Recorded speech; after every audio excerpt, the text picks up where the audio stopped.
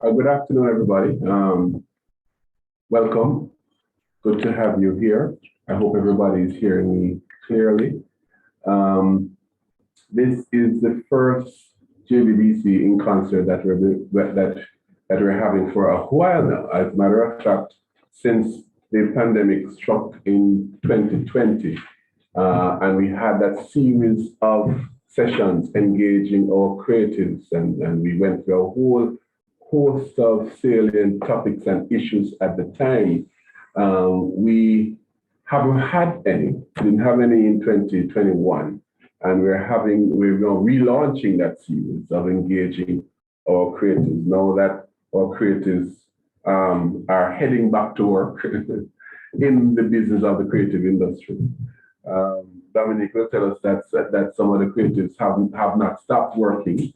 So that thing about all the creatives were on, doing something else is not exactly correct. But it is a fact that the creative industries was severely hit, and arguably greatest hit in terms of the sectors compared to other sectors, because entertainment in the main shut down when the pandemic struck. So this series really is geared at engaging our creatives in things that we ought to know to drive the business that you're in. Yeah. So when we first met in 2020, we went through a number of salient issues as it relates to intellectual property, business models related to the creative industry practitioners, new marketing channels, developments in technology, and so on.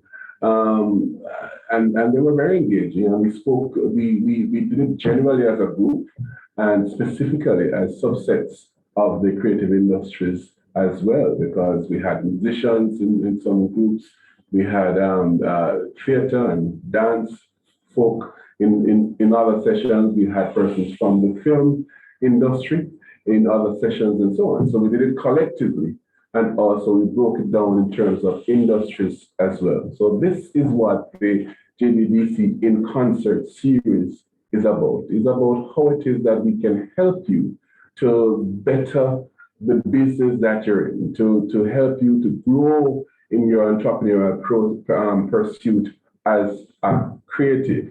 Today, we're talking to you about digital technologies, digital innovation, and some of the new technologies that have emerged in recent times and have become quite popular internationally. Not so much in Jamaica yet, but the truth is that if we don't embrace some of these technologies and some of these happenings in a digital space as creatives, we will in fact be left behind. This is where the world has moved to and is moving to. Some parts of the world has moved to it already, and others are still moving towards it. The whole business of blockchain technologies, including cryptocurrencies, NFTs, and things of that nature is what we're going to be talking about this afternoon. We're going to also be talking about the whole business of the metaverse. What is it, and how does it provide opportunities for creatives, real opportunities, because there are real opportunities for creatives. What about metadata? How much do you know about metadata, and what kinds of opportunities it provides us as creatives in terms of marketing our products internationally? And we have a really outstanding panel of experts to discuss these and other topics with you this afternoon related to how it is that we can make sense of meta as the topic says. But before we go much further, before we go any further in our conversation, I want to invite our CEO, Miss Valerie Vieira, that's the fabulous one sitting right next to me, to bring us some greetings and to share her words just as we start. Thank you, Harry. And Team JBDC welcomes our panelists and all our participants. And I want to say that we're starting on this journey, looking at new opportunities in the creative industries. And some of the things Harry spoke about, metadata, etc. I don't have a problem saying clearly that I'm a student at the table this afternoon. But then that's how you learn, when you admit that you need to learn. Mhm. And the fact is this, we as JBDC always want to be breaking the horizon, breaking the barriers. And so even though it's not well developed here, the knowledge, we have to start. And that is what we're doing today, some of us. And I think we just want, in our traditional style at JBDC, to just chill, be open for the discussion, later on to ask questions, and really to come on this learning journey, because we're always on this learning journey here. And this is how we will move forward as a country.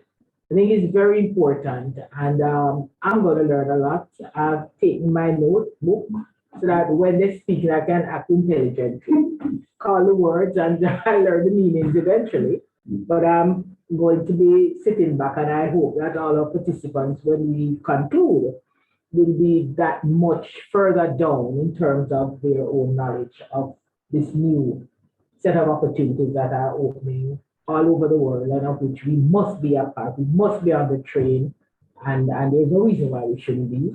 Let us open and join on that journey. So welcome and relax with us. Hope you have had lunch and all of that stuff, so that you will stay with us right to the end. Thank you. Thank you, Ms. Lee. And if you haven't had lunch, no worries. You can close your camera and share with us. We need to work out how, I wonder if the metaverse can develop to a point, Dominic, that that we can share things like smell and taste and things of that nature over the internet. Well, we'll talk about that still. Yeah. So thanks, Ms. Lee. So the whole business of digital innovation and the creative industry has shared an interesting relationship. In many ways, digital and what has happened recently in the last, say, 10 years, the whole business of the fourth industrial revolution and what technologies that have brought to us our reality as human beings internationally has reshaped the creative industries in very many ways. It has certainly changed the business model for certain industries completely. The whole way in which music and visual arts and performing arts in general are shared, are marketed, are traded, has changed.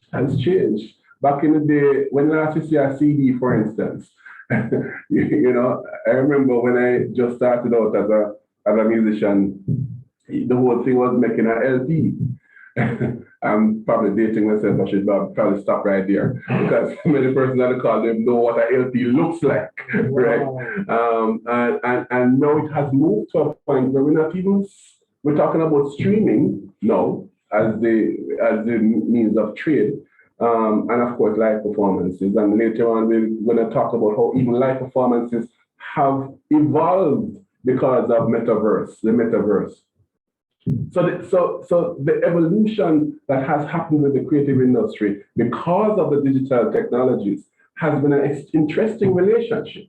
So on the one side, it has evolved and it has moved the business model and how people do trade in the creative industries. And many persons have in fact taken advantage of that and have grown exponentially because of the technologies, and something that they could not have done on the exponential path without the technology. But still, on the other side of the fence, we still have creatives who have a problem with the technology. And I'm going to say it straight up front, as my friend John Webley in the group with us this afternoon. We know that sometimes creatives take a position that the technology is interfering with the soul of the creative itself. And as such, you know, that a part of Babylon business, I'm enough to embrace that type of thing. Or NFT, what name so? Why should I? Type of thing. And to disturb the essence of who we are as creatives. So we have had an interesting relationship that we have shared with technology as creatives. But I'm here to say that creative technology and digital innovation is here to stay. As a matter of fact, it is here such that we can drive our businesses even further, such that we can internationalize our products even more than we are now, we are capable of now doing now. And the whole business of embracing the technology and seeing how the technology complements the work that we are doing as creatives, complements the art, is what it is that is the reason why we have decided to focus on looking at technologies this afternoon. We see it as a business driver, a business enabler, and something that will promulgate your business 20, 30, 40, beyond your wildest imagination in terms of where it can take you. If you understand it, if you know how to use it appropriately, if you know what it is, first of all, if you know how to use it appropriately, and if you learn it and adopt it in your business practices and your business model. So that's what we are doing this afternoon, breaking down the whole business of what is the metaverse, breaking down the whole business of blockchain technology. We're not so much going into blockchain technology, but metaverse, metadata. We'll talk about NFTs and how it is that what that means for creative industries. A couple weeks ago, the Ministry of Culture had a session that looked at digital technology, digital innovation, and how it affects the entire creative industries and so on. And it was a very good session. This afternoon, we're going to delve deeper into what these specific technologies are and how it is specifically that they can drive your business.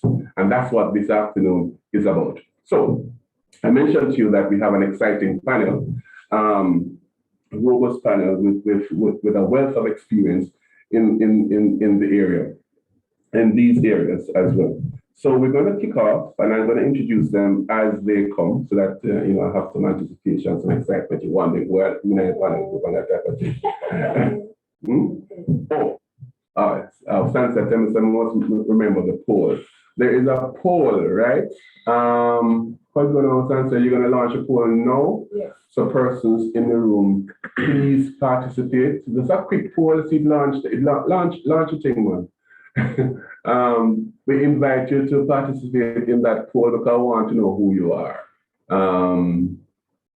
So can I just give you 1.5 minutes, 90 seconds to answer the questions in the poll? Very simple poll.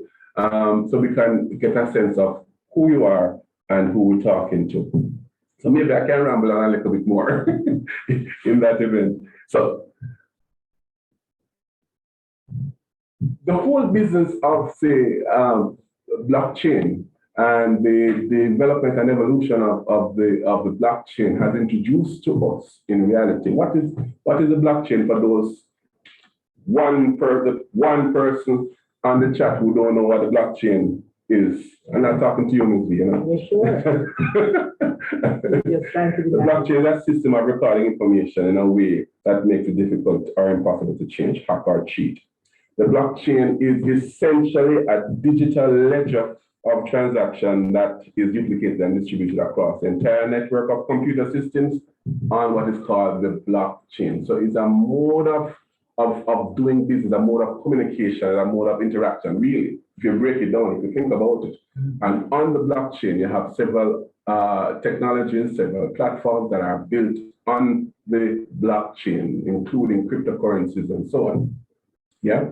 So what the new technology has forced us to do is force us to look at our business model that we are presently operating in.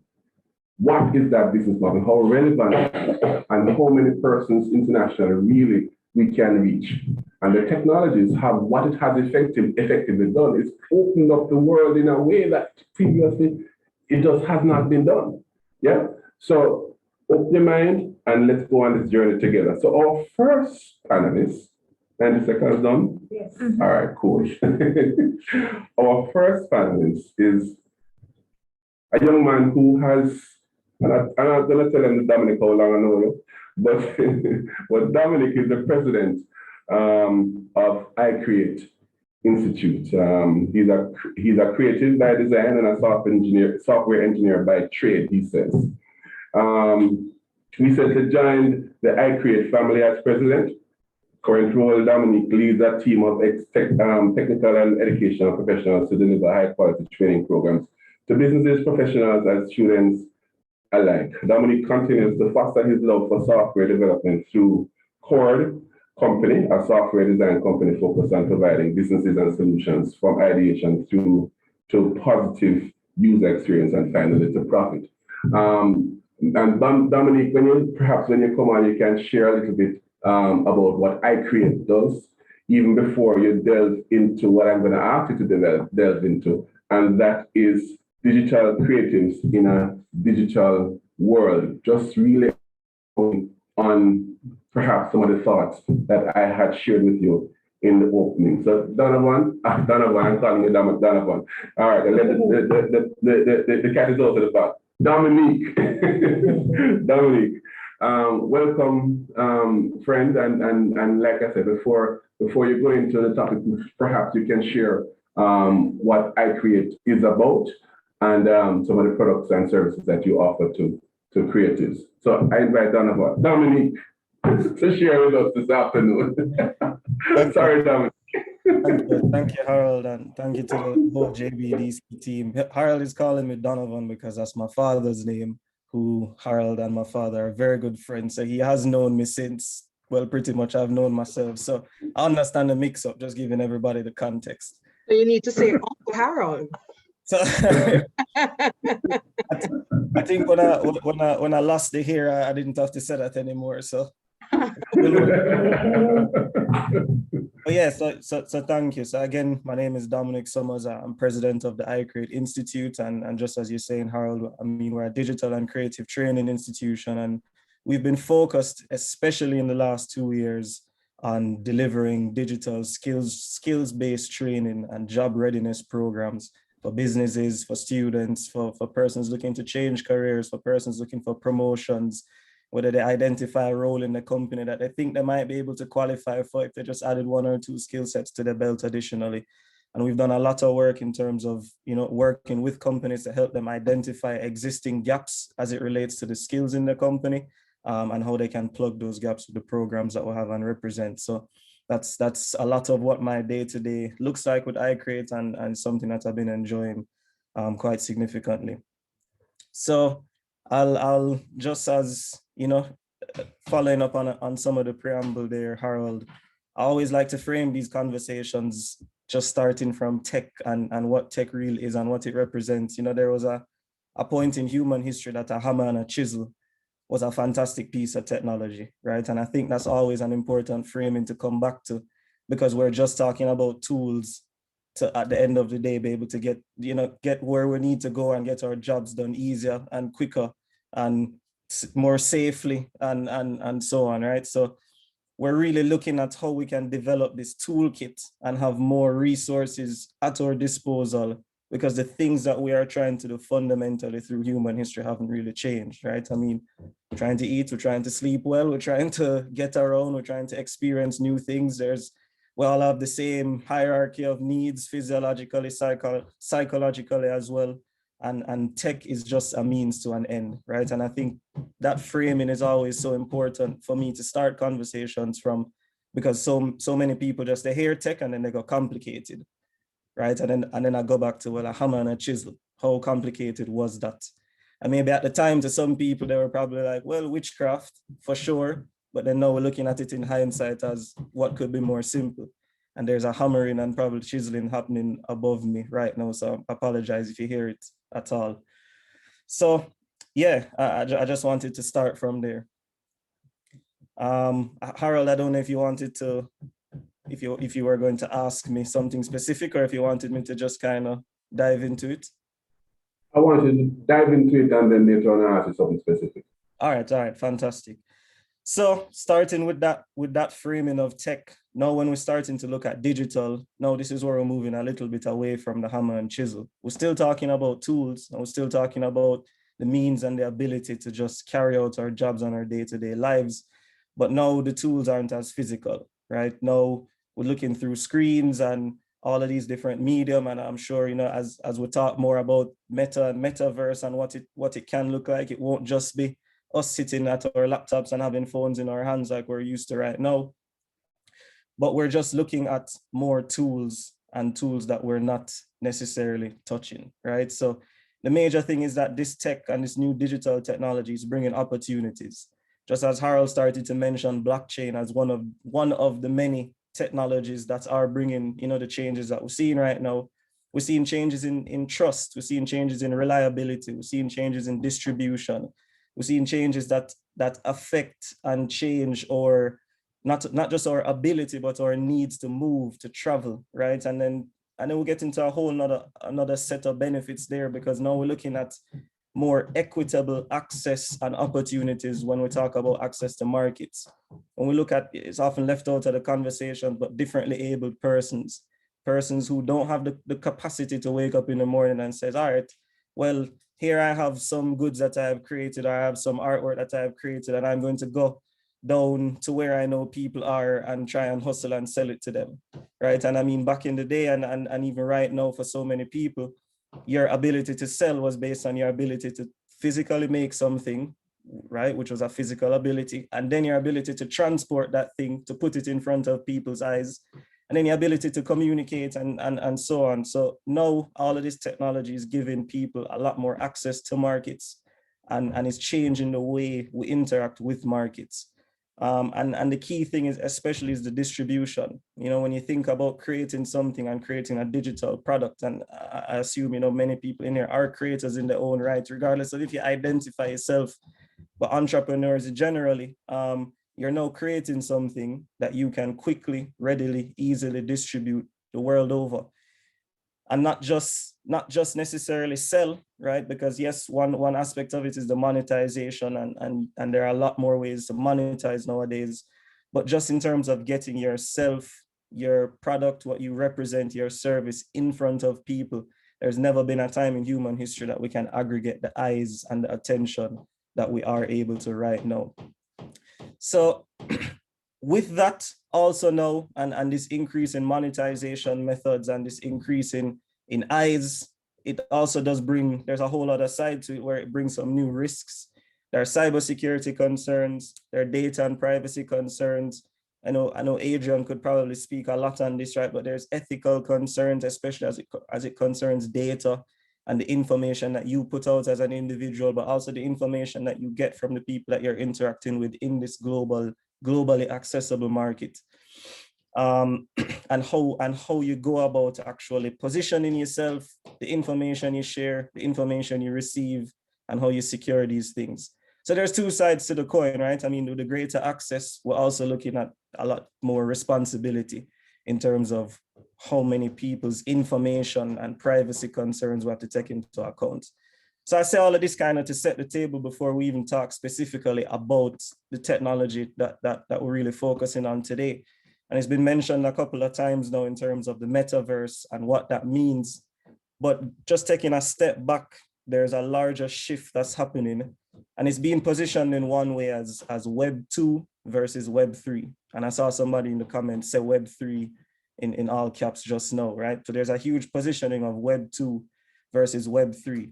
Now, Web 2, right, is what we used to right now. And a good way to think about Web 2, when you think about the Googles, the Facebooks, Instagrams, where people are spending the majority of their time digitally right now, think about it. You don't pay. You don't pay for Facebook. You don't pay for Google. You don't pay for TikTok for the majority of these things. Yet, these companies are worth unimaginable, unpronounceable sums of money. That there are so many zeros behind some of these things sometimes that it's very hard to fathom. And the thing with Web 2 and the space that we're in right now, and a lot of the technology that we interact with right now, is that, and you've probably heard people say this, is that if you don't pay for it, you're the product, right? These companies are making significant sums of money based on the ownership of your data. When I go on Facebook and I make a post and I post about maybe my political beliefs or my spiritual beliefs or my religious beliefs, it might seem to me innocuous and I'm just sharing my opinion. But Facebook, the company, is able to monetize this data in some significant ways. And my data as a standalone individual is probably not that monetizable. But then if we're looking across the table now, all right, well, we have about 400,000 Jamaicans who share the views of Dominic. Now, on the flip side, who wants that data, right? Advertisers want that data, because if I know that I have 400,000 persons and I know the geographical location, because when you log into Facebook, I know where you are. They have your IP address, they know where you're accessing from. So I know where you are. I know some of what you're feeling. And then I have a product for you, right? And now I'm going to pay Facebook, pay Instagram, TikTok, Google, the likes, significant sums of money to specifically target you just based on the information that you have shared. Now, what's being left out of all of this? Lots of people are making money, right? The advertiser, they're targeting, they're getting to their target client easier. Again, they don't have to take 2 bus and 2 train and get to a market and then shout over a whole other bunch of people to try and get your attention. They're putting it directly where your eyes already are. You're already logging into Instagram, you're already logging into Facebook on a daily basis, spending significant amount of hours, and they're putting it directly to you. Now they're making significant amount of money because you're like, backside, you know, so I feel like I did really want this product. And then some of us are saying, oh, yeah, they're listening to us, and I mean, they're doing all of that as well, for sure. But you're giving them, you're volunteering a lot of information, and then they're monetizing it. And then the platforms, the Facebooks, the Google, they're selling this information to individual advertisers, to organizations, they're selling it to governments, they're packaging the data, you know, they're selling it as individuals, they're selling it in units of a couple thousands, right? You can go on Instagram and spend as little as $5 and probably target a couple hundred or a couple thousand persons, and they see your advertisement. And everybody is making money except you, right? So you're the one putting the information out. You're the one arming them with the data that they can then use to sell. The company, the advertiser, is at a very reasonable cost getting access to a market and growing a market size that they would have never had access to without this. And then they are then in turn making money from it once they're doing their advertising right and so on. And there's a lot of concerns there as well. And then you are there in the middle as sheep, right? I mean, you're kind of just taken along for the ride. Now, Web3 and the main shift, and I guess the main mental shift that's happening there, is a change in the ownership structure of the data and of the content. So Web3 is now saying, all right, well, hold on. So you mean to tell me that Instagram is only worth something because I post on Instagram, right? And I can say I as a collective I, right? We post on Instagram is the only reason Instagram is worth something. You doing silly dances on TikTok and miming along to songs are the only reason TikTok is worth something. So why is everybody else earning but me, right? And I think that is the fundamental shift in why there's even this identification of a Web 2 versus a Web 3, right? Web 2, companies are making significant amounts of money off of user-generated content, or UGC as they'll refer to it as. And Web 3 is now saying, all right, you still generate the content, but now you have a stake, right? Now you have a piece of the ownership. And that's the fundamental shift that we're seeing happening here. I think people are fed up. Some people understand it, some people don't understand it. For some people, it's subconscious, but it's very easy to imagine, right? Facebook is only worth something because I post there, and Facebook is worth a lot of some things. So how can I get some of that, right? And that's fundamentally what we're talking about today. Now, technologies like the blockchain enable that, right? There are tools in the toolbox that enable us to get to the point of that fundamental shift of saying, how do I ensure that I own it? Now, for me to ensure that I own it, I have to have an irrevocable proof that this is actually my content. This is my data. Storing it on a blockchain is just one of several ways that I can get to the point of having a more reliable proof to say, it's actually me put this out there online, right? Because once I put it out there, once it's stored on a blockchain, you can't tamper with it. You know, there are many sources of proof, and you know, we can spend hours on top of hours in terms of how blockchains function and types of blockchains. But what I'm really getting at is that it's a means to an end. And the end that we're trying to get to is ownership of our data, monetization of our data. And our data is our pictures, it's our videos, it's our opinions, it's our words, it's our efforts, right? I mean, for those of us who put effort into social media, you can know that putting out a post and putting out a thoughtful post is something that can take you hours, if not days. And it's something that people agonize over. And they'll post something and they'll go backside, maybe I should have reworded this, or I never post this properly, or I never do this properly, or I never got the graphic right. You put in effort into this, right? And for some people, it's blood, sweat, and tears. And then on the flip side of it, you're not seeing the return.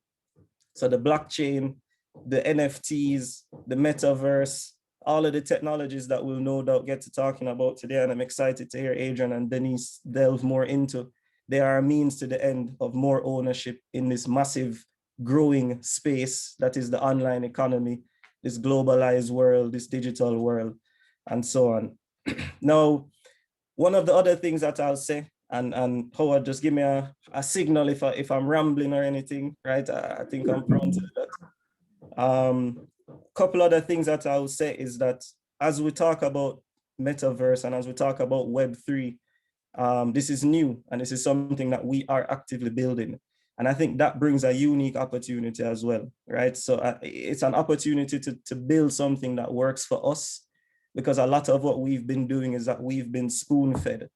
We've had to just take, all right, Facebook has this and these are their protocols and these are they basically write their own laws, right? I mean, it's some of the most impactful spaces that people exist in right now that are governed and just passed down to us and you don't have any say in it, right? Now we're talking about new technology, we're talking about ownership and ownership of the data, but ownership of the platform and ownership of the protocol. We have opportunities now to build something that works for us.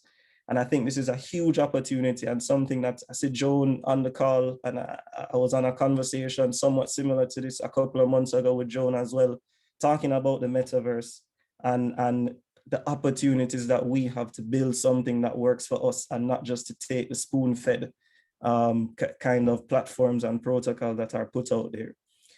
And I think that the last thing that I'll say, and this is one of the intimidating things about tech and about digital when we talk about this, and something we have to beware of, is we have a tendency, especially nowadays, is there's this shiny new thing syndrome, shiny new object. So it's blockchain, and then it's cryptocurrency, and then it's Bitcoin, and then it's NFTs, and then now it's what type of NFT, and then there will always be something else. It's never going to stop. It never has stopped. The key thing is that you, as a creative, as an entrepreneur, as a business owner, have to look and say, what tools do I need to get to my end, right? If I'm a mason, I need a trowel and I need a bucket, and that's what I need, right? You, in your art form and in your creative process, you will not necessarily need what I need. And that's again why I love the framing of thinking about these things as tools. So we want to learn and we want to understand broadly what's happening, but we also have to become quite individualized in how we're looking about using these tools, because we all know people that have 150 tools in their tool shed, and them have this saw and this and that. How much of it do they actually use? How much of it is wasted investment? How much time do you lose? Especially when you go down the road of something that you didn't actually need, and then it doesn't solve your problem. And then now you're giving a competitor the opportunity to actually find the right tool and eat your food. We still are talking about competitive environments. So we still have to beware this shiny new object syndrome and what can result in this kind of like, I've heard this term like analysis paralysis, because you have so many choices. There's so many things, right? I could sit down right now and I could tell you about 10 new technologies, and I could say, and you leave this call and be like, if I don't know all of this, I don't have no chance. It's not true. It's never true. It's never going to be true, right? You can make a decision. You can pick something. You can try it out. But one of the surest ways to model yourself is to try and learn everything and to try and incorporate everything in your business. There's a lot of people here that maybe an NFT is never something that you need for your business, but maybe it's something you can look at from the investment side of things. Maybe blockchain is not something that you need for your business. Maybe there are other ways that you can reliably transmit data. None of these things are the end all be all. And I think that's really the last point that I'd like to make right there. All right, boss. Thank you so much. Thank you so much, Dominic. We had some very, very salient points so to start out our conversation. So, and it's important to understand, guys, that at the end of the day, you are in business.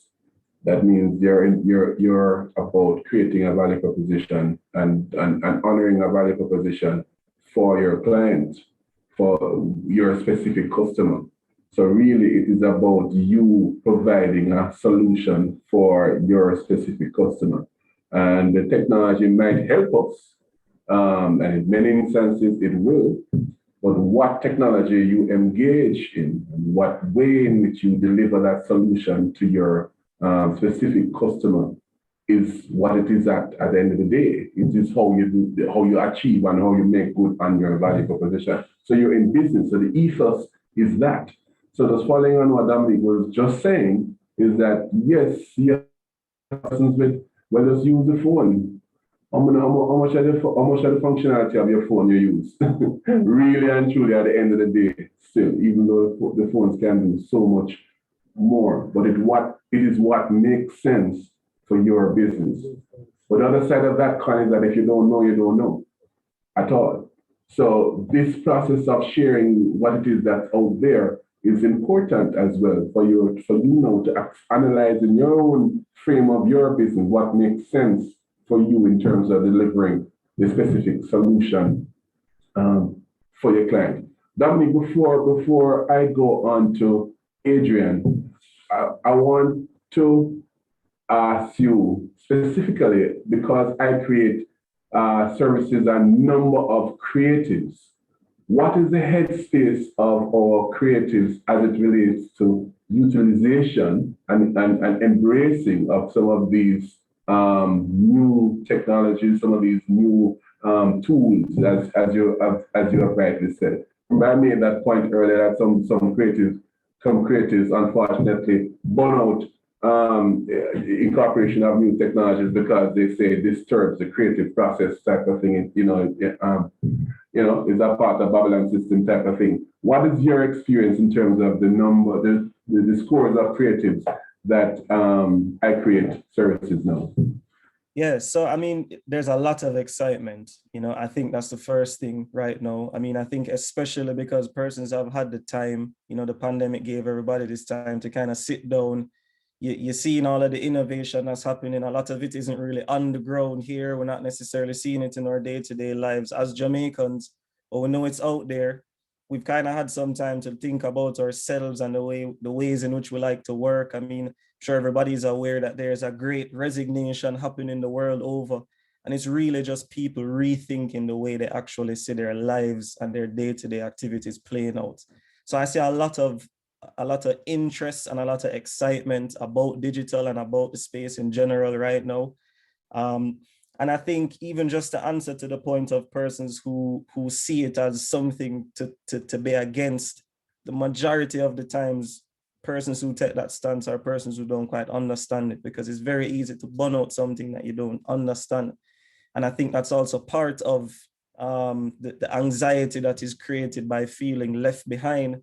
So for some people, and it's an ego thing as well, for some people it's easy to say, oh, I'm taking a principled stance against this, rather than just being a little, having the humility to say, well, actually, I just don't understand it. And I think once we actually see people who cross that threshold of understanding, you magically find that their willingness to embrace the technology changes like the flip of a coin, right? So I think it's about getting people across that threshold of, is this something that I can understand how it plays out in my day-to-day life? And then it's almost like you see this light bulb switch in people's heads.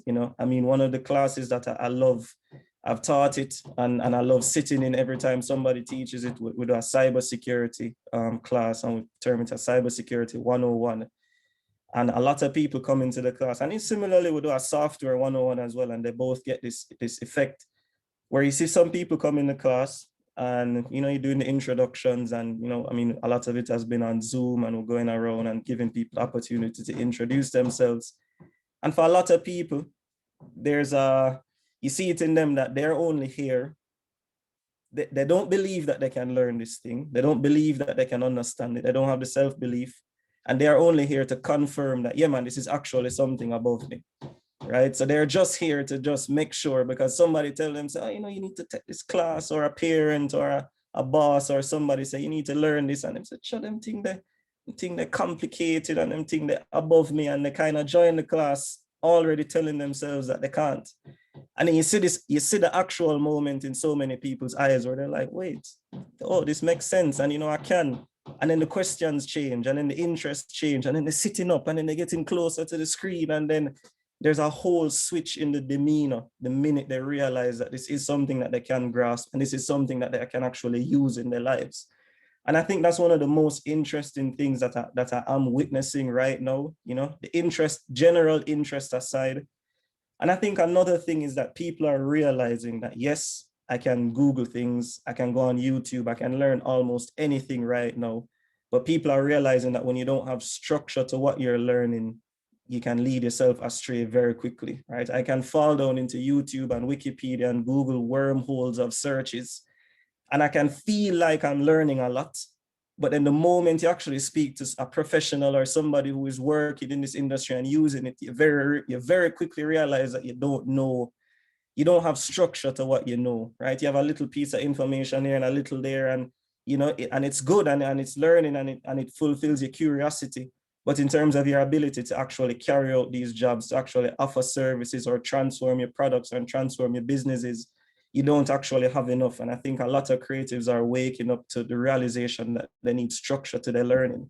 And I think that's why you see a lot of things like Udemy and Udacity, and a lot of interest in iCreate programs. And there's things like edX, and you've seen a lot more, almost like a democratization of learning and of short-term skills-based training, because I don't need to read a whole 500-page textbook to be able to do something, right? I need steps, I need procedure.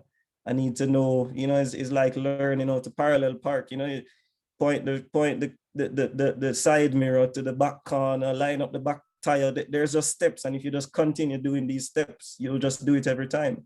And I think people are realizing that creativity aside, there's procedure to things, and having the structure to your learning is super important. So seeing that is interesting, you know, because we've come from a space, and when I just started with iCreate, and I hear it all the time, people say, oh, but I can go on YouTube and learn anything. You most certainly can, you know, and I mean, you always have that ability, just like you've always been able to go to the library and learn anything. You've always been able to get any book, but who does it? Who structures it? Who takes the time?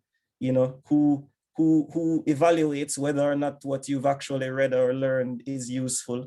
So I see a lot of people turning towards the need for structure into what they're learning, and appreciating that as much as we're talking about tools, we are talking about skills. You know, we're talking about skill sets and things that you need the steps, you need to know where to start. Absolutely. Structure and context. Structure and context. Yeah. Very, very important. Thanks for that. All right, so I'm going to put you on pause for a little bit, Dominic, and I'm going to go over to Adrian. And Adrian Donkey is our second panelist this afternoon. And Adrian is the president of the Jamaica Technology and Digital Alliance, formerly the Computer Society, correct? Right, JCS. There you go. And he's the founder of Starapple AI.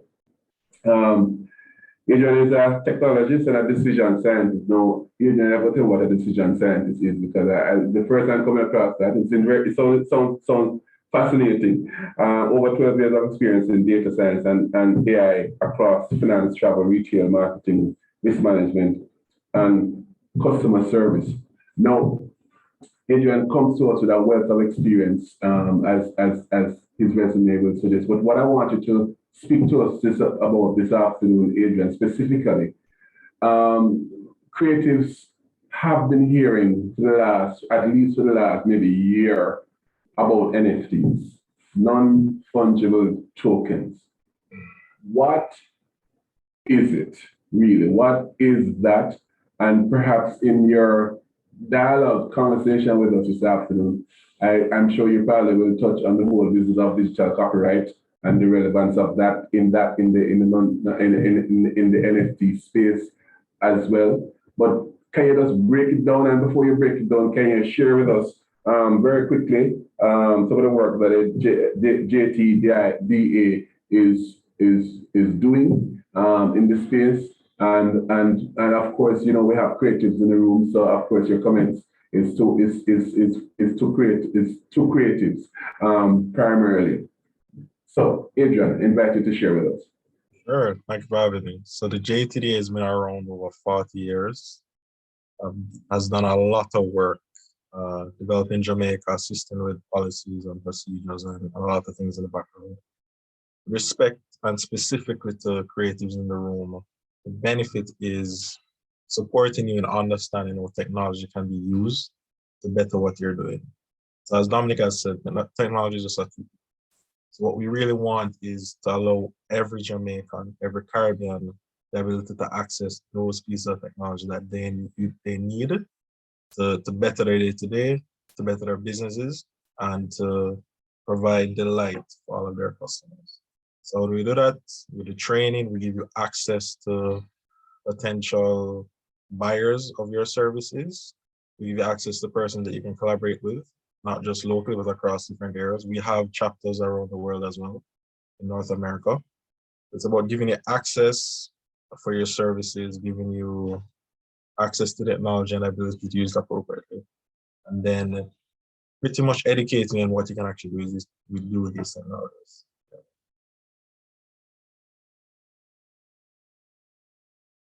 Talk to us, thanks for that. But go ahead and talk to us about the whole business of NFT, and for those who hearing the NFT for the first time, let's be clear that what it means is non-fungible token, nothing else. Right. So can you break it down for us and say what it is and how and why it's important for creatives? Right. So NFTs, non-fungible tokens. Think of it like a digital passport with a unique code attached to it that makes it very difficult for someone to copy that code. So the benefit or the value of these NFTs isn't necessarily the image that they're attached to or the audio that they're attached to. It's really that code that is very difficult to hack. I'll start off with a very sad and interesting story. So there is an animator, a very famous one in America called Seth Green.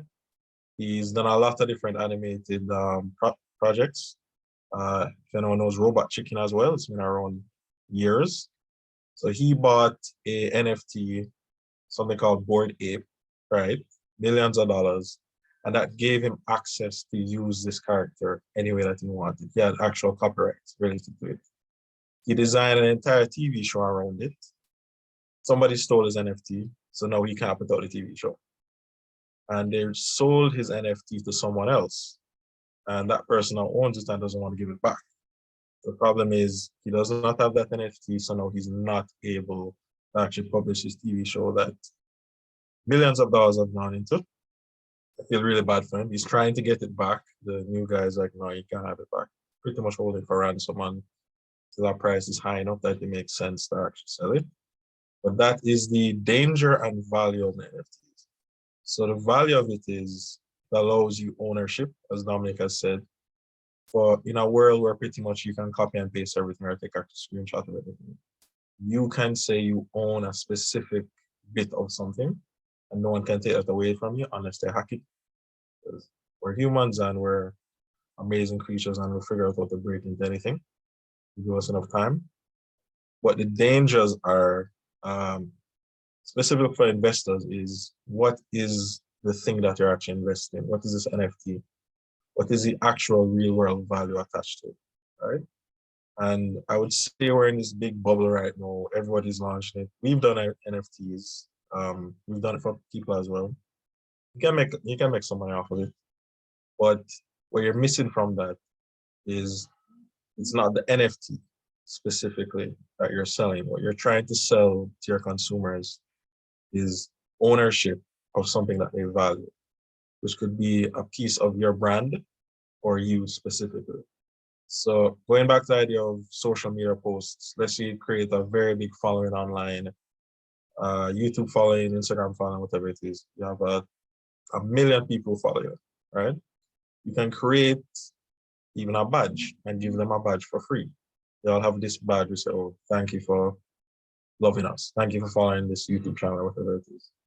You can create an NFT which says you have 1 of a million, 2 of a million, 3 of a million. Give it out to them randomly, and they have something unique. You have generated, in a sense, scarcity for them. They can then attach to you as a brand and feel value to say you received something that cannot be duplicated by anyone else. They can screenshot it, but when it comes to actually verifying what this thing is, when you look on the blockchain of what this thing is, they can't actually say that I got access to that. It's about you giving exclusivity to your clients, potential new clients. And we've used it as well for our clients, specifically for Starapple. JT, they're working on it as well. And the value there is you get access to these or NFTs, Starapple NFTs. What that gives you access to is a real world value that you can pull on, as well as us saying thank you for being our customer. Thank you for sticking with us over these probably 2 years of the pandemic. You get access to specific services, certain events and experiences, and that's where the real value of NFT comes in. It's not image or video being posted. It's really connecting with your consumers on a very, very personal level and giving them an experience that they can really tap into with it. It's about tying this digital thing into the real world, which technically curtails us into what the metaverse is and all of these things. But the real value of NFTs is not all of this stuff, drawing a whale image and then pushing it online. It's not that.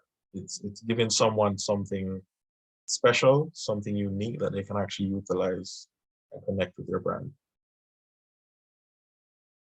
Adrian, thanks for that. But can you share the difference between a non-fungible token and the regular fungible tokens that are on the blockchain? Sure. Okay. So NFTs, non-fungible token, that just really says it is unique. It cannot be copied. All right. That's the only thing about it. And I say I'm very wary about it being copied because you can copy the thing that is being attached to the NFT, but you can't copy that specific chunk of code attached to the NFT. So our very real world use of it, which we're probably going to see in a few years, is you want to buy a house, you want a mortgage, you could probably get your house in a couple hours because you can go on the blockchain, create an agreement with your bank. It speeds up the process. It lowers the transaction fees. It's very difficult for someone to impersonate you. And you can now transfer ownership of that property from whoever you're buying it from to you very easily, but very securely at the same time, right? And the value of that is, yes, you have this one property somewhere, but you actually have a digital representation of it that just exists by itself and no one can duplicate. All right, cool. And just a follow on, I said, Jason, your hand is up. Is it in relation to Adrian or just in general?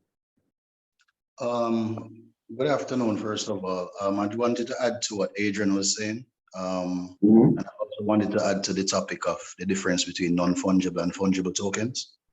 Okay. In relation to what Adrian was saying, in addition, there's also a TV show on Netflix right now called Love, Death, and Robots. And in the episodes, they have NFTs that you can scan in the episodes and mint them while watching. So they're actually placing NFTs in the TV show that you can actually scan and mint while watching. And Wow. yes, yeah. I just There you finished go. it. Wow. I'm rewatching. Can you repeat that? I just finished it the last season. Oh, I just started. I just started like 2 days ago. Wow. So now I'm gonna be forced to rewatch it again and to get more views. Yes, I think they said if you look online, they will tell you like specific episodes also you can check for it. And in relation to the fungible and non-fungible token difference, I have fungible tokens in my wallet.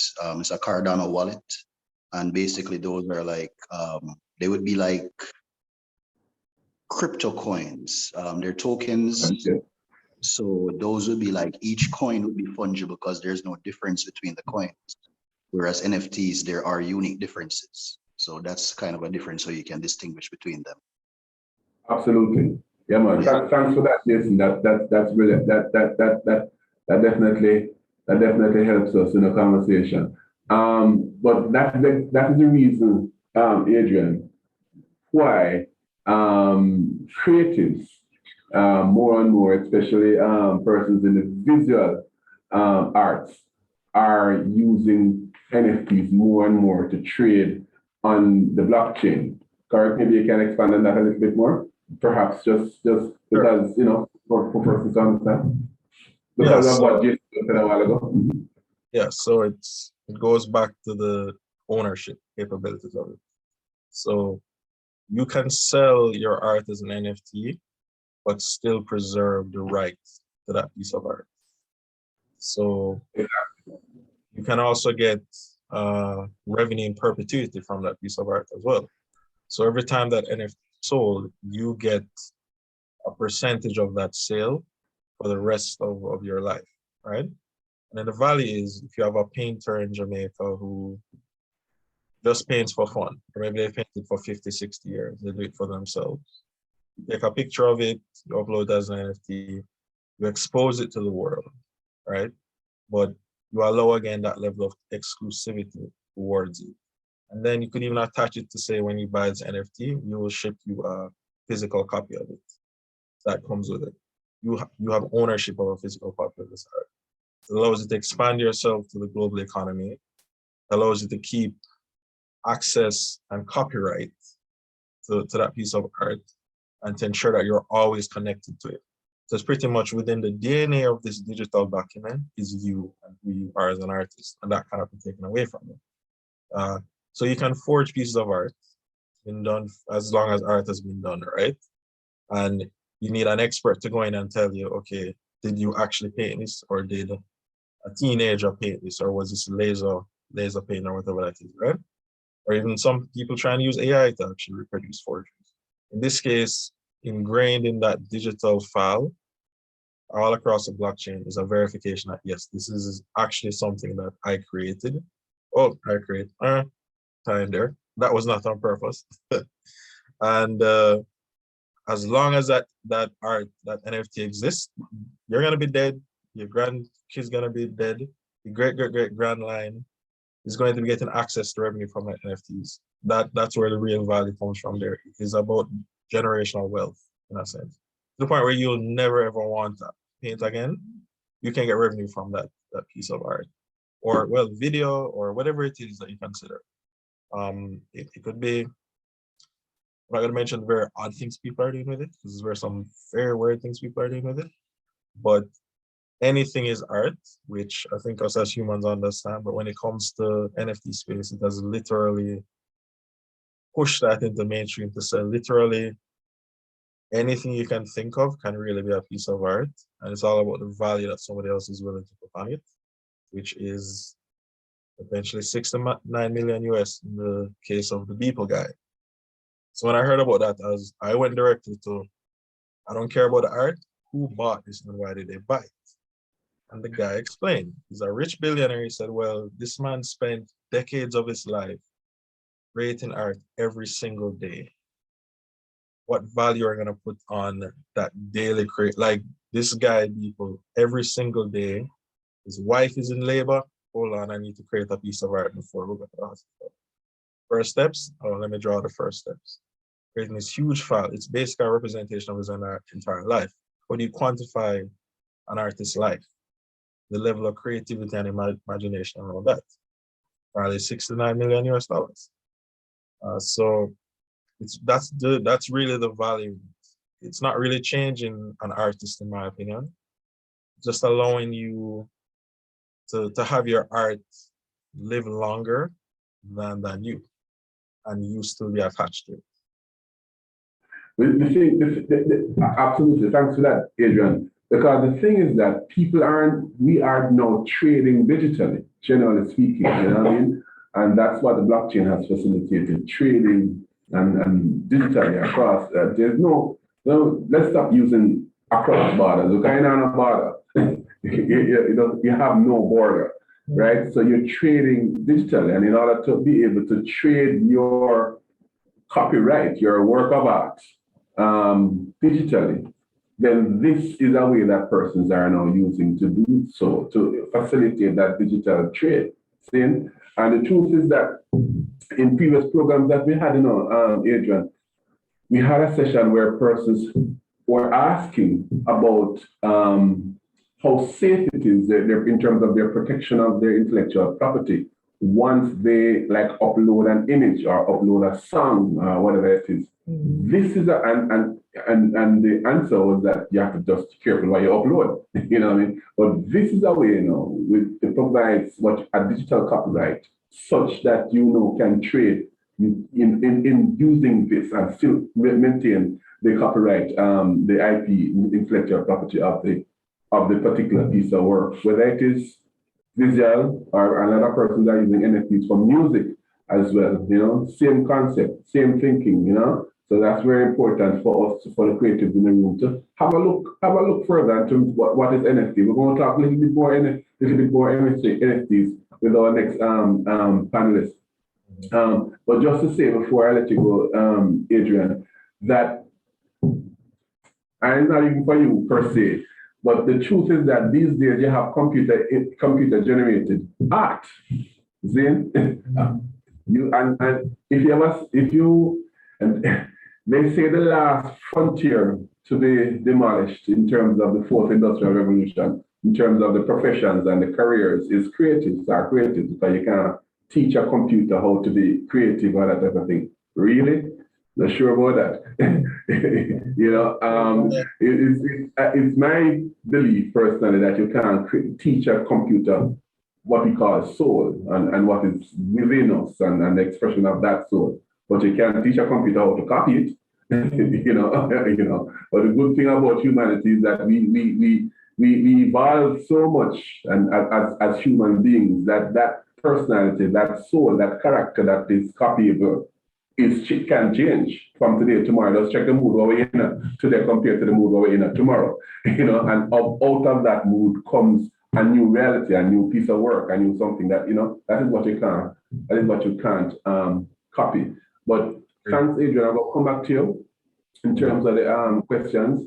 I see in the chat somebody say I create plug. I don't know, Dominic, or you can paste or you won't paste that. I don't know what's going on. I don't know what's going on there, but you and Adrian can work it out. We're going to talk a little bit more about this whole NFT thing, because at the end of the day, if we're talking about trading digital currency, and if we're talking about using our creative works to monetize over a digital space, I think it's important for us to understand a little bit more about how it is that we manipulate NFTs in the marketplace, in the financial marketplace. And to speak a little bit more about that, we have Mrs. Denise Marshall Miller as our next guest panelist this afternoon, and she is the senior manager for bond equity and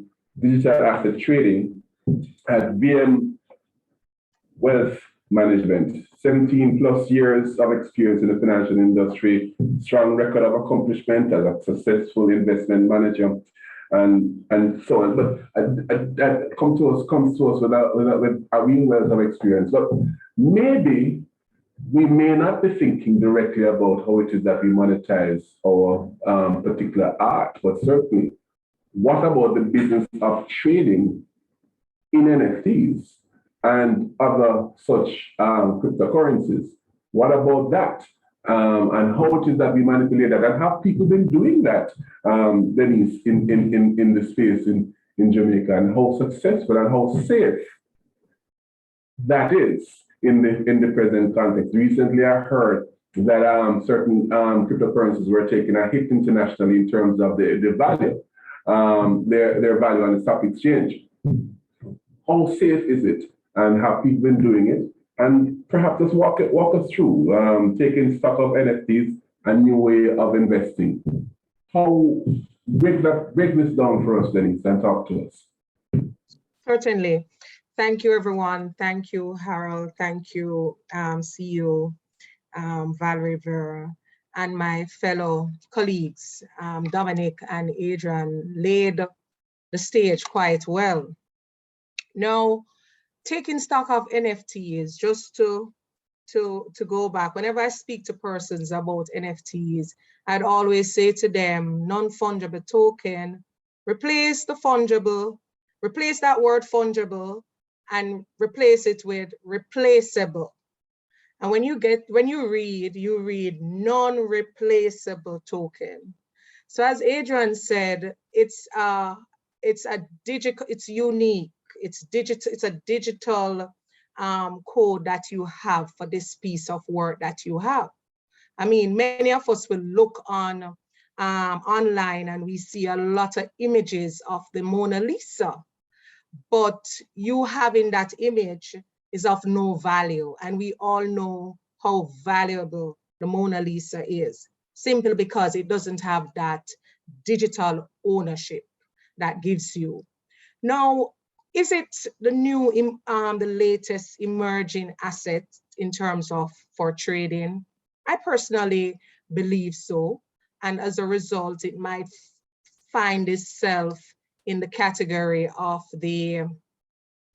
alternative investments, because as you know, traditional investments are your stocks, your bonds, and digital assets that are now being traded are more classified to be alternative.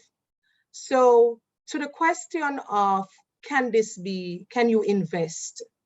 So Adrian would have spoke about you as an entrepreneur, business, putting out NFT that is able to expand your revenue because of this royalty. If we're able to speak about a painting, for example, you put this NFT out, Denise buys it, sells it to Dominic.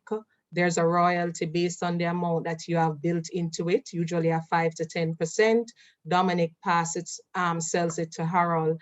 And that generation wealth, because it continue to continue in terms of trading, takes place, and it gives you that income.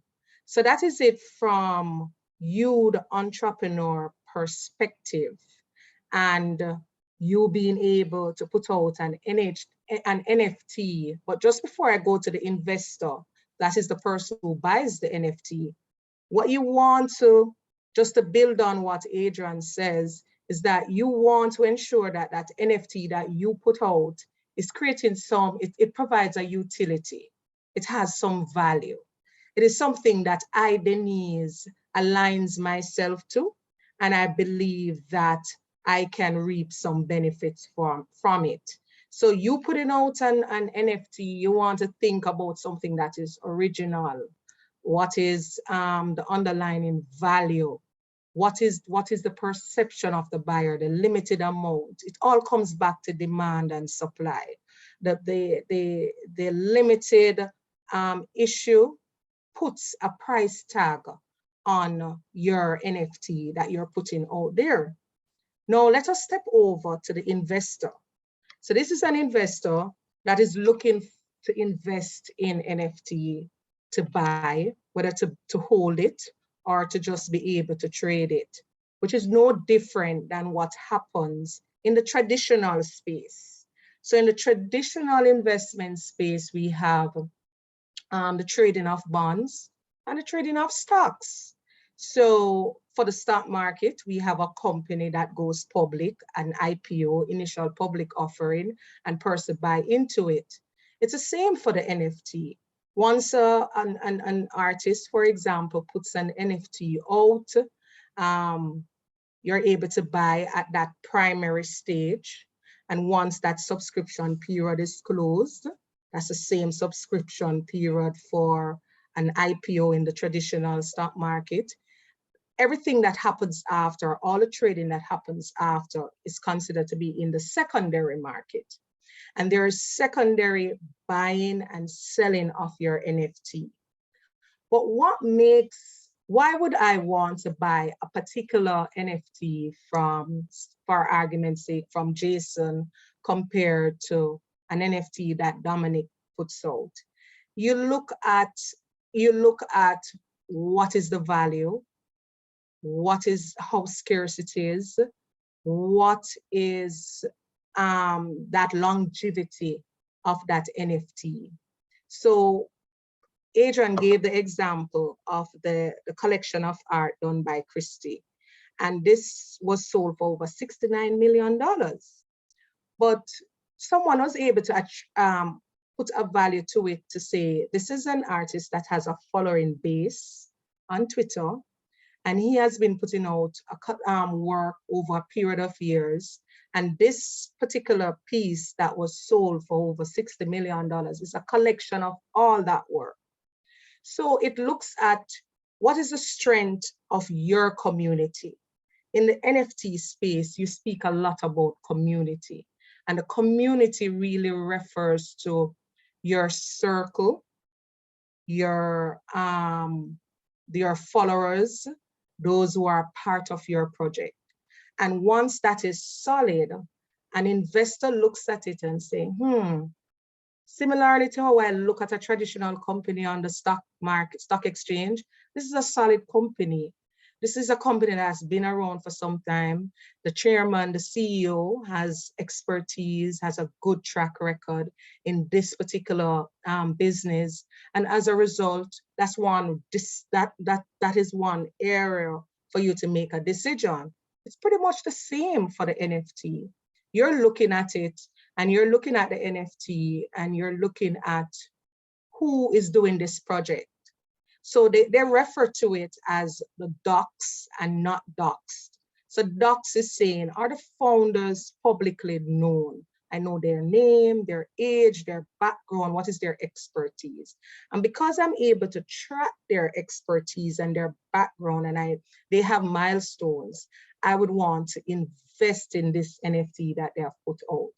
But for those that are anonymous, you find that those NFTs will be created, and similarly to in the traditional space, it comes out with an initial price, and that price starting to trade below where it came out because there's no interest, there's no demand for that particular NFT.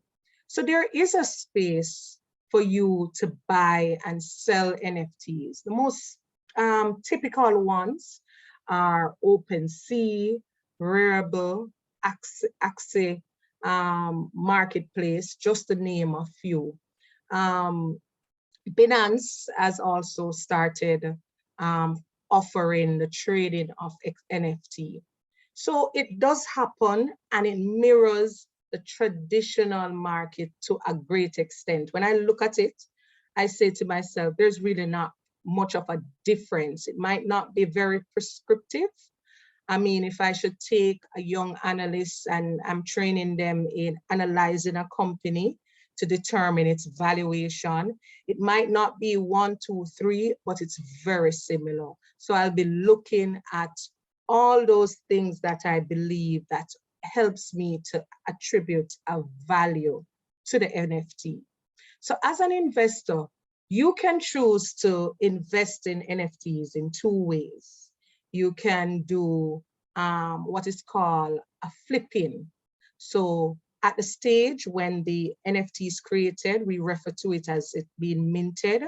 You can buy it there, and once it starts trading, you sell it in the market.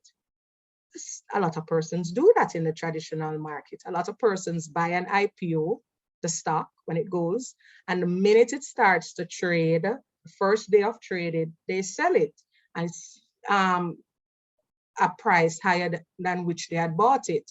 That's the same thing that happens. So that's one way that you can take. Another approach is buying and holding. And we do the same in the stock market. We do the same in the bond market. We buy and hold. So you can buy, if this is a project that you put a lot of value on, you can relate to this project. You believe in the team and what they're looking to do, the utility that they offer. you might buy this when it's minted, hold, and at a longer, over a longer period, you may sell. So that's two way of you being able to invest. It does happen. Like with every other assets, there are risks invested in assets. There are risks in the stock market. Stock market doesn't go in one direction. NFT as an asset will not go in one direction. The same for the bond market. So it's you being able to assess and analyze the project, the founder of this project, look at the community closely, look at who is offering this NFT. Usually, if I'm looking at an NFT, I don't necessarily go by what you consider to be an influencer, because most of the time these influencers are paid to promote this NFT. But you look at this particular artist to see what have they been working on? What have their track record been? What is it they stand for? What is their mission? What is their vision? And if I align myself to this, I would want to be able to buy that NFT. I decide if I want to flip it, that is, as soon as I buy it and it starts trading on the secondary market, I exit the position. If not, I buy and hold until the NFT grows similarly to a junior listed company that is on a growth path. I weather the storm and I grow with that particular project. So that's just some of the ways of looking at it. As I said before, with every investment, there are risks. Is it safe? Protecting your username, your password, you're buying these NFTs, your MetaMask, that is where it comes to. It comes down to the whole protection. And nothing to be afraid of, because if you look at what is happening, just last week, we all heard the news of the number of customers of one of our main banks that have been defrauded or have lost a lot of money because of the method in which these unscrupulous persons did to get persons to log in to their account. And as a result, they're able to take their username and password. It's the same thing that is happening in this digital space as well. You have heard, I've seen stories of persons who purchase a plot of land in the metaverse, and they get these emails, log on, put in their username and password, and they were able to steal their plots of land. It's about implementing layers of safety, being very cautious. But I want to, Dominic had said that if you look back at where we're coming from, many persons, when we were getting into the internet age, there were fear, there were persons, what is this? I'm afraid, and we're all using it so well. But now it's going to that next stage, that 3.0. It's about us needing to embrace it. Knowledge is power, to understand it, and to get your information in a very structured manner so that you can build your capacity and be able to utilize it. One of the things I love about the NFTs is because you as an entrepreneur is able to earn. You sell this piece of art in the real world and I pay for it and I walk away. That's not the case.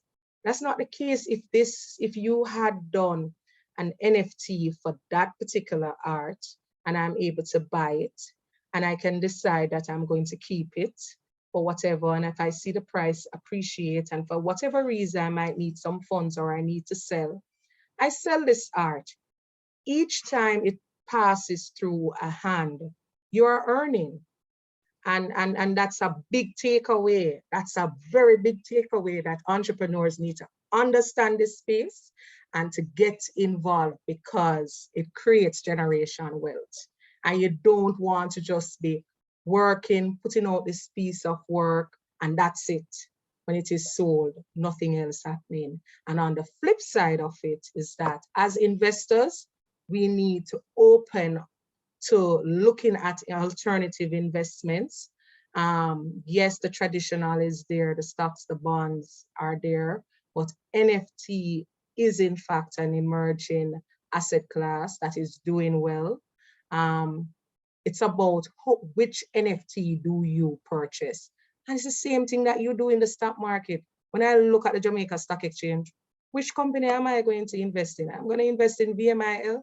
Am I going to invest in iCreate? Am I going to invest in Jamaica Producers? What is it? What is it you're trying to achieve? What is it you want? And that's essentially it. And thank you so much, Denise. You probably are the first investment banker that everything that you have said has been so clear. I don't know, investment bankers, like lawyers, tend to want to confuse people, but I love it. You are very clear, and I see your hand, Jason. I'll come to you shortly. But you mentioned a couple of things, and part of the theme of our session this afternoon was making sense. You saw what we did there in terms of the sense, and sense. Yes, that is our creative genius from our corporate communications team. Making sense, dollar than sense, and sense as well of meta. You mentioned MetaMask, and I want to know what that is. But before I ask you to comment on what that is, I want Dominic, and I'm going to call on Dominic and then Adrian to share just briefly at a higher level what is metadata. We hear the thing about meta and meta this and meta that. What is metadata for Dominic? And Adrian, I want to jump on you as well in terms of what at a breakdown of what is the metaverse. So Dominic first. Or Jason, if you're going quick, you can go now. You go quick, Jason. Yes, it was just in regards to the MetaMask issue, which they will explain. So you're the fun. Yeah. Okay, go ahead. Okay, in regards to these NFT scams, everyone in the space needs to be aware that it is inevitable that you will encounter this once you also enter the space. What they will do is you will see an NFT in your MetaMask wallet that you did not buy or did not win. Yeah. And if you click on that, it will grant them access to emptying your wallet. This is how they're hacking people's wallets. Yeah. Okay. The second way is that. For real. Yes. For real. And thanks for that. One more thing is that when you sign up for these NFT projects, you will have to join their Discord or Telegram groups. Now, what will happen is that you will see a Telegram group of the same exact name pop up. It will be duplicated in Telegram or Discord. Yes. And the duplicate one will be the scam. So please be wary, everyone in the space. That is how these scams work. Yeah, that is so true, Jason. You have to be very careful because some of the times if it is that I'm sending you an email, my name is Denise Marshall Miller, and you might see Denise Marsh, and it's Denise Marshall Miller, and you click on it. You click on it, you put in your information, right away the scammer gets your information, able to log in your account, take out your NFTs, take out all your and defraud you. So you have to be very careful about that Telegram information. Yeah.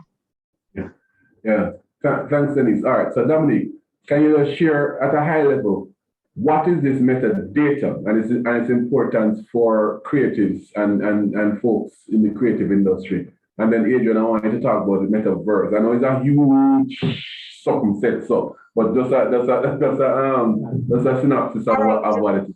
Harold, just before Dominic starts, because before you had said to explain what the MetaMask is. So essentially it's our wallet. So this NFT that you hold is in our wallet. So how I look at it, your wallet is, let us link it back to the real world. Your account information in terms of your funds is in a savings account at the bank. Your wallet is simply that account that holds your NFT. So it's just a wallet. Over to you, Dominic. Dominic. Yeah, man. All right. So metadata, and I could probably go a little in depth, but metadata, we're really looking at the attached pieces of information that you can attach to a piece of digital art, right? Or anything truly. So I'll use the example of a picture. So if I take a picture right now on my phone, attached to that picture, and it also depends on your phone settings, attached to that. You said art or music as well. Music is related. It's not, when you say art, it's art in the general sense. In the general sense, just to make it clear. And I guess I could just say media then, right? Attached to there you go. Attached to any piece of digitized media are typically some bits and pieces of information. So if on my phone right now, and based on the settings on my phone right now, if I take a picture, it logs where I took the picture. It also logs the camera information. There's typically information about the lens. It could be maybe the megapixels of the device. It will log some simple information, maybe the colors that it's picking up, what type of file format the image is being stored in. And I mean, different devices and different capture methods. So, if you're a recording artist or recording some audio, there will be some metadata associated with the recording device or the recording setup, whether in studio or at home, that again, it might have information about frequencies recorded and information about the microphone and so on. And this data is important for a multitude of reasons, and it's becoming more important. One of the most important reasons it's been used for, and I mean, I'll say traditionally, but in the last couple of decades, is search engines can actually index information on the basis of the metadata.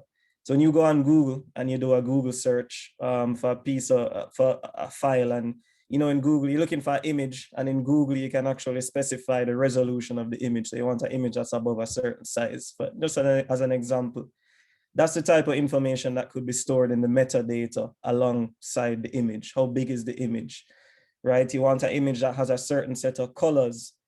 That is information that could typically be found in the metadata.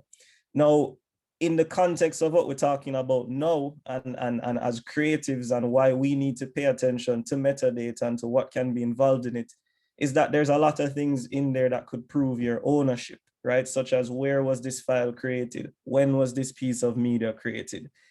When we're getting into the space of NFTs, Harold could create a piece of art, and he could have a digital piece of art, and Harold is a musician, and he make a hit song, and Harold, let me hear the hit song. And I said, boy, song bad.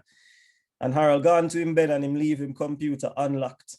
And I go in the middle of the night now, and I take Harold's song and I mint it as an NFT, right? So I put it on the blockchain. Now, if we were to just go on the basis of what's on the blockchain and what's on the basis of this NFT, is my NFT, right? Now, Harold, who then wakes up tomorrow and hears that an NFT of this song has been sold for $1 million, and then I'm $1 million richer somewhere on the North Coast and I'm not answering my phone, Harold can now use the metadata associated with this song that he has recorded and say, well, look, this was recorded on my device at such time in my location, having frequencies that have to do with my microphone and my setup, very similar for photographers. I can actually know what lens and how many megapixels, and I could say, well, I have a camera with this lens and this megapixel, and Dominic doesn't. So we still need information that can allow us to, I mean, in the case, and I mean, I'm looking at it in the case of something going wrong right now, but there are more reasons than that for sure. But it's almost a further record of proof, because if we just go off of what's on the blockchain, it still doesn't really tell me actually who created this piece of media. So the metadata is super important in the space that we're talking about right now, to actually show that, look, I created this. I didn't just screenshot this and then mint it, because that is happening. It's out there. You have artists who are making fantastic digital art, whether audio, video, picture, graphic designers and so on, who are not maybe at the current time minting their art as NFTs, right? And I see Moses in the chat says a digital footprint. That's the perfect analogy for metadata, right? So for persons who are not minting their art, which right now is the majority of media creators are not minting, you run the risk of somebody taking your art and minting it. So the metadata is a good thing for your recourse to actually say, you know, this was mine. And I think our laws and our court systems and so on will quickly become au fait with having to look at the metadata to say, all right, where can I attribute the origination of this piece to? So I think in that one context, it's super important. Now, when you look at the data of it a little bit more, the metadata, as I said, it allows for easy indexing of information. So search engines, you know, for Denise mentioned things like OpenSea, and these are, you know, NFT platforms. These platforms can use the metadata so that people can actually find your media, right? Because right now it's a little bit easier because not many people are doing things and the space is still new, but we will get to a point that there will be billions, if not hundreds of billions of NFTs and pieces of information out there online. And we're going to need this digital footprint, as Moses has said in the chat, to kind of help us differentiate between what is garbage, what is scam, what is an origination or original piece, so to say. So I think that's really the importance that I'd put on metadata in this context. Thanks, Dominic. Make a lot of sense. I mean, truth be told is that the way in which, even beyond the NFTs, the way in which you are trading are sharing media as creatives internationally, streaming and other things of that nature, it's important as well to have that digital footprint. Thanks, Moses, for that. To have that digital footprint that says specifically who the owners of this particular work is, and not only who the owners of the work is, but embedded in data, in metadata for music are things like other details about the piece of work itself. Not only the owners, probably some of the history of it. Persons are now inputting this information in the metadata as well. Right, So when you share the record label. I'm saying that the record writers of the lyric, yeah, all of the details. And by the way, if you're not using metadata now, when you're trading internationally as music and other art and other art forms as well, persons are not recognizing the worth of the piece of work as they are because now persons are looking for the metadata internationally. You know, persons are looking for specifics in the metadata to understand from whence it came, and also to determine the authenticity of the piece as well. You know, so as it gets more complicated in terms of the trading of our art, it's more and more important for us to make sure that the metadata. First of all, we have to understand what it is. It's not rocket science, as Dominic rightly is saying. It's not, but you just need, if you don't know, you don't know. So you need to know what's it about. Do some research when we're done here, so in terms of exactly how. And it's not difficult to do. It's not difficult. But again, if you don't know, you don't know. So don't be scared by this whole meta something and meta whatever. It's what that? What is it? Absolutely. See, so it's very important. So it's very thanks for that, Dominic. Adrian, I'll lay hands on you. Talk to our audience about the metaverse. I know it's a huge thing, but break it down in terms of what it is, and then four of us go talk about some, based on what you said, some opportunities for creatives coming out of from what you're gonna share. Go ahead, Adrian. Sure. So first off, metaverse, the name did not come from Facebook. It's been around since the 90s, just to be clear. I don't remember the exact book, but there's a science fiction book where it actually came from. And the idea pretty much was, the author was saying, we as humans could plug into a virtual world where there is a 3D representation of ourselves. So pretty much metaverse is speaking to any digital / virtual environment where we as humans can be represented. And it's been around a while. So if you used to massively multiple online games like EVE Online. That is a huge metaverse, pretty much an environment where it has its own economy. Richest people in the world are actually on it, spending hours a day trying to trade virtual currency and take over planets, and hundreds of people are getting together to fight. And it's a huge thing. It's to the point where there are actually companies that actually make money just based on managing these virtual economies and buying and selling these items there. So metaverse is the new thing. Yeah, nearest on Fortnite, for instance, you can consider that. Adrian, I wanted to be specific because maybe some folks are not in the gaming world. I don't understand when you say buying plots of land and that type of thing. A real something now, guys. A real something we're talking about. You have virtual land and virtual property and virtual assets that are created. See, and you can visit it and you can depend it and you can trade on it as well. See, so be a little more specific, Adrian, for those of us who are not into the gaming world or don't watch Star Trek and them things. Okay, so imagine you playing a game and you love the game, and you have a plot of land in the game where you need to farm corn or something like that, but you have to actually wait 5 days to get your corn. Imagine somebody coming to you now and saying, all right, pay us $5 real US, and your corn will get reaped in half the time. That's pretty much the model that these games are utilizing. They're taking your real money to reduce the time in this virtual world, right? So the whole idea of the metaverse now is taking it further to say, take your real time and put it in the virtual world. And a couple months ago, me and my niece went to a Billie Eilish concert in the metaverse. So we got Oculus headsets, virtual reality, went and we sat there for 2 hours watching this 3D representation of a concert that was actually going on somewhere around the world. It was a very odd experience. People are around you, walking around and talking. But the idea was you're fully engaged in this virtual environment.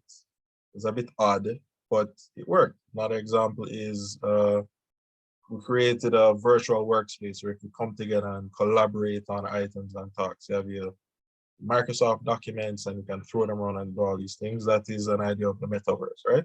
It's just this virtual environment you can collaborate with people on a regular basis. I'm gonna do also, Adrian, you mentioned Billy Idol, but last year, when we met Travis Scott did a huge metaverse concert. Almost 20 million US from the concert, from attending the virtual concert, you understand? And it's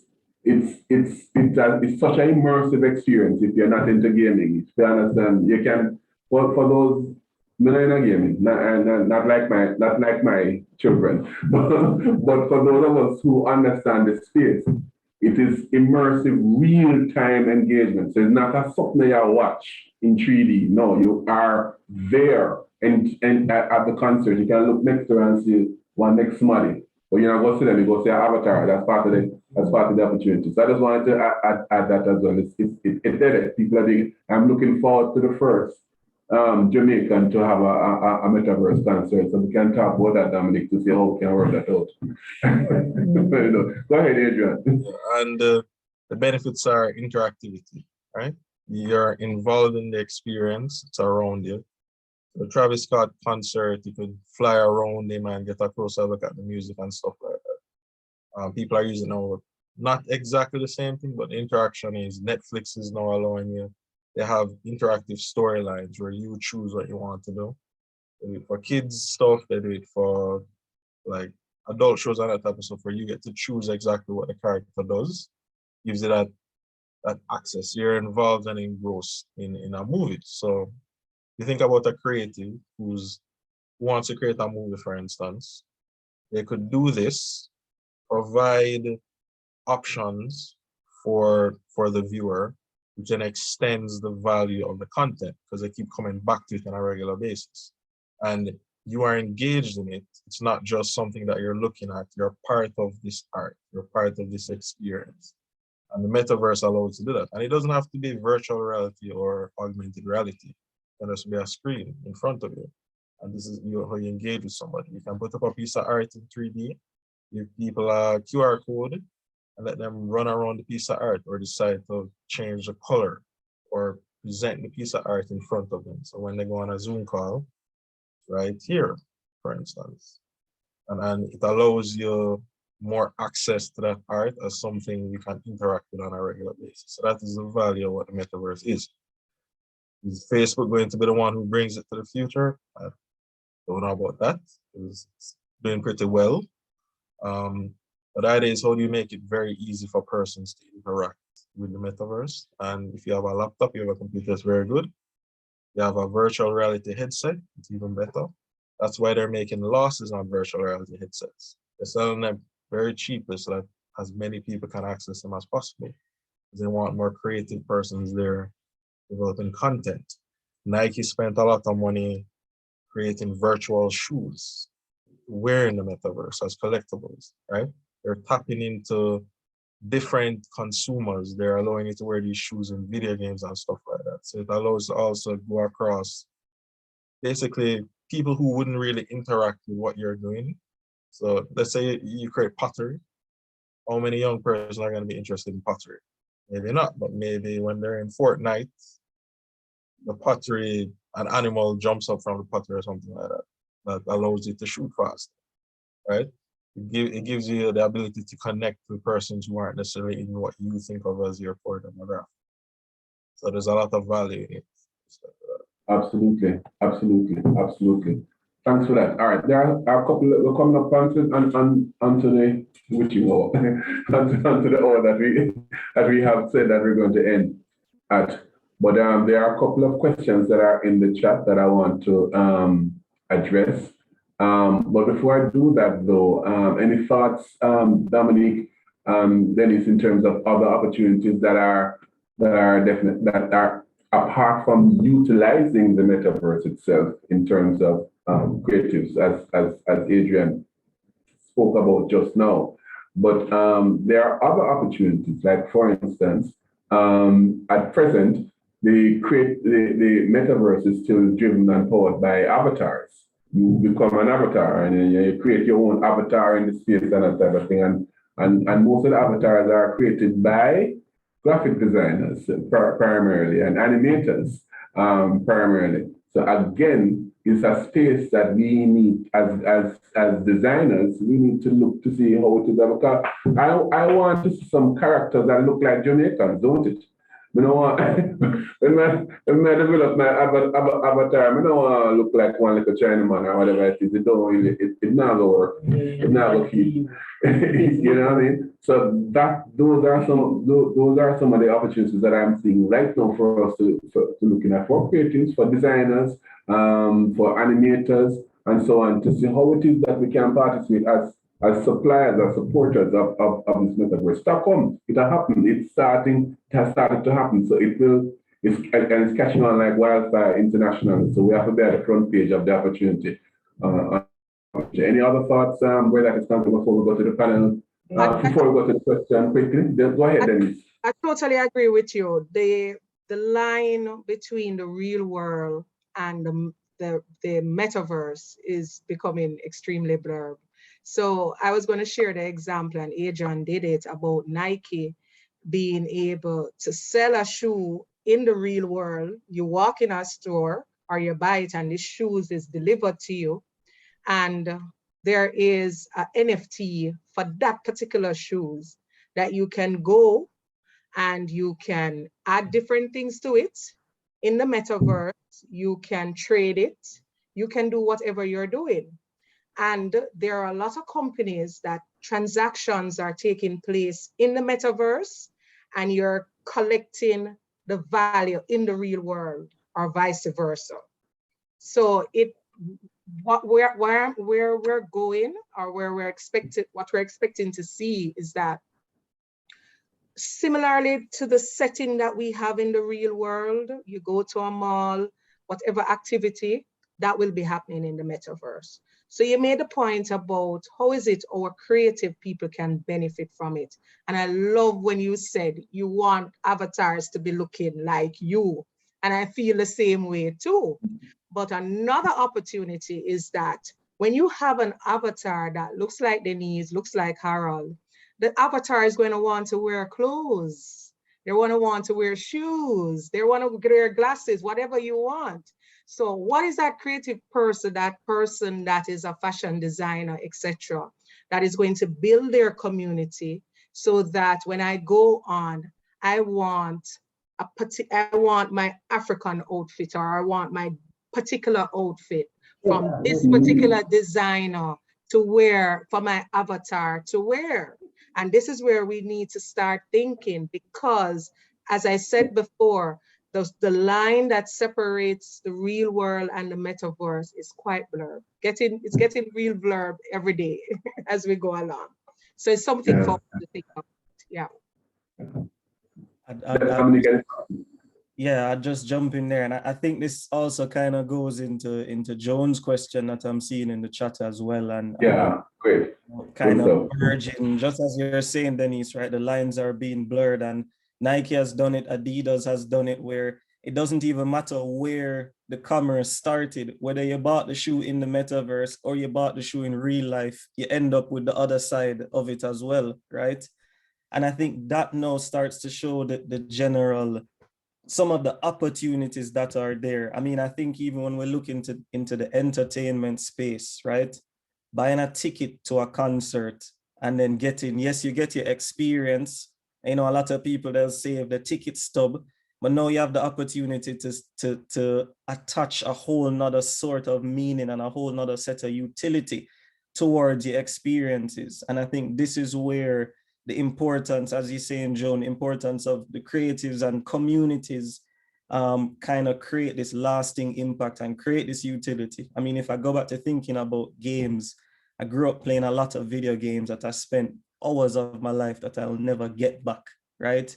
In some of these games, I got achievements, right? You win things and you play 30, 40 hours of a game, you get this, oh, a special sword. Now, the minute I stopped playing the game, that lost value.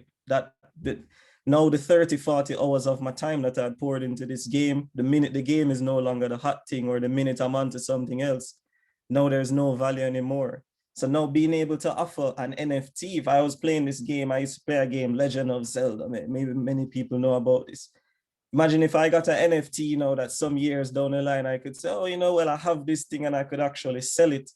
Now, if there's a maintained community of persons who maintain that interest, now we really start looking at how we're creating some long-term value out of where we're spending our time. So I think that's one angle. I think the other angle, and something that I always come back to, talk about avatars and clothing and these things. And there's a very gimmicky nature to it, because here's the reality. I will never be able to grow food in the metaverse and feed myself. So I think there's an onus on us to kind of take a look at this and how can we tie it back to what we actually need to live, how we can empower the industries and the entrepreneurs and the areas that are already being forgotten, right? That need boosting. I mean, there are ways that NFTs and the metaverse can boost our agriculture. I'm not going to sit here and tell you what it is, or I'm not saying I know, but I'm saying that there must be, and I think if we start to develop communities focused on getting that type of utility out of things, I think that's where we really see a lot of long-term value, and kind of really start to move the needle in terms of what's the real world impact. Because I could sit here and say, me having an avatar that's wearing a Nike shoe, to me right now, it's cool, I guess, that's nice. I could say that. Am I going to, will that hold water for me in 6 months' time? Probably not, I mean, what is that real world translation is, I think, of what a lot of what is missing from the space right now, and a lot of what needs to be addressed, because I can't grow food and eat it. Adrian speak about the corn, but if I can pop the corn and eat it, now we're talking, so I mean, I think that's the next step. That's where community plays into it. That's where long-term value and utility really starts to come in. And those are the questions. And whoever answers that, if somebody in this call answers that, you have a lot of value to reap. Absolutely. Hey, what we're talking about is really the conversion of what the digital technology is offering into real innovation that makes sense for us as human beings, because somebody mentioned in the chat that there are significant opportunities for architects and architectural design. Absolutely, Virgin. Absolutely. I don't see a name as a design 360 management. So type your name in the chat as well if you don't want to open your mic. But absolutely, there are significant opportunities for it because you have to create a world, that's all, in the metaverse and the architectural designs. Is what creates that world, and like Denise to say, you have to also outfit the avatar, and the avatar will look like we as well. So it's very important. But like you said, Dominic, the nexus now between this world, this virtual world, which is real and getting realer and realer and realer, that's a word. More and more real. I got the right English. I haven't had lunch yet. More and more real, right, on a day-to-day basis.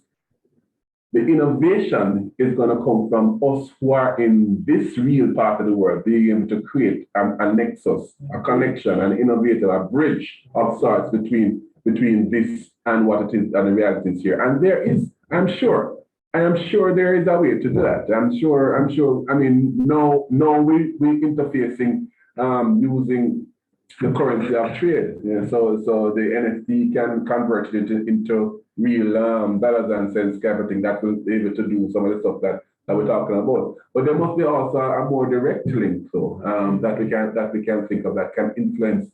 And I'm sure it's happening already. But we need to make it real for us, a situation right here in I can speak Jamaica. to that. Okay, go ahead, Adrian. Sure. Shameless plug possibly, but first one is. That's all right. Do your thing. Great. Collaboration with the Jamaica Observer. We published an article explaining NFTs to PEP students, and then we're minting this into an NFT article itself, as well as the images of the article. And all that is going to be used to now fund science, technology, and engineering. There you go. That's one example. Another one is related to startup publishing NFTs, and all that is going directly towards giving you actual access to artificial intelligence, data analytics services, and science services to drive your revenue. The NFT's value is based on the ROI that you get from the services in the NFT. So we're doing it. Yeah, man. There you go, Adrian. I mean, congrats, kudos. That makes a lot of sense. Yeah, man. I like the startup thing still, by the way. Yeah. Just I've been asking a startup, when last you go back and say a proper startup, what's going on though? And you know what I mean? Season, I've got nothing. I know that, man. None of that. I get less and less. Hey, we have a startup in my yard, and I have a view. I'm going to know the last 10 years been a season. I don't know what's going on. Anyhow, I digress. Perhaps I forgot the cybersecurity of my yard. Anyhow, I digress even further. Well, listen, let me just, we're at that time now where I want to really Harold, yes, Denny. just before you wrap, I see a message, I see a question in the chat from Joan, which reads, the BOJ says in the paper, Go ahead. the bank don't want CBDC because they can't charge transaction fees. How does VM feel about this shift? Well, just to share with you, Joan, and everyone else here, the Victoria Mutual Group, the deposit-taking institution arm of that group is the VMBS that has been around for about 145 years. VMBS is a mutual organization, so it's not a commercial bank in which the main aim is for revenue per se. It's more of a member, creating member for their shareholders. So our main tagline that we have had for years, and we practice it's low or no fees. So fees is not a driver for the building society.